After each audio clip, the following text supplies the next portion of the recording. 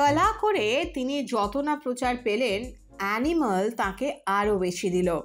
রণবীরের সঙ্গে তার hot স্টিমি scene হই হই ফেলে দিল। অ্যানিমাল ছবি কি এবং কেন, এই প্রশ্ন যারা খুঁজছেন তাদের মনেও সাড়া ফেলেছেন তৃপ্তি। কিছু কিছু ক্ষেত্রে তো রশ্মিকার চেয়ে বেশি চর্চা হয়েছে তাকে নিয়ে। শনিবার তার দেখা মিলল একটি ব্র্যান্ড শুটিংয়ের সেটে। নিন্দুকেরা যাই বলুন, তার এই হাসি কিন্তু ভুবনমোহিনী। এইসব